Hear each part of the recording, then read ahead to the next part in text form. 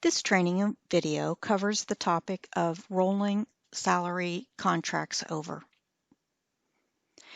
After you have entered all the new contracts into the system as future contracts, you will need to roll them over to make them current.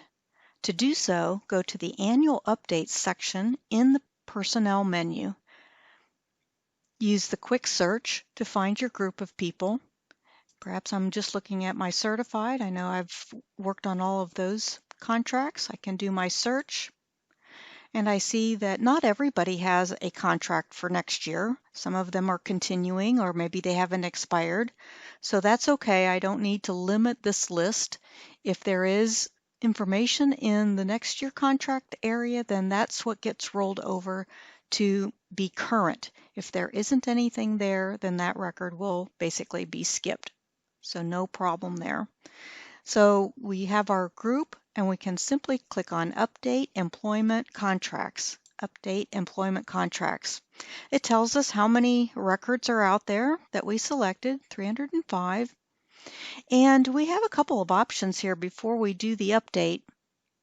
Number one, if you need to look at the worksheet or the report again to make sure that you have everything set up, you can do it right here. You do not need to go to the reports area of PeopleWorks or go to the worksheets. You can do it right here.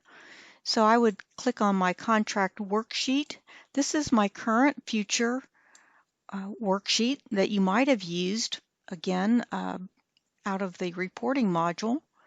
But this is where you would have identified what their contract was for next year. So you can review this again to make sure everything is in there as you expected.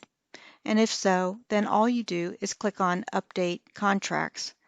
By doing the update, it will go ahead. Of course, it asks you, do you really want to do it? Say yes. And it says how many jobs it actually recorded that for. So if I say OK, you'll see that the next year contract now is blank here because it's already been rolled over and now is current for the jobs.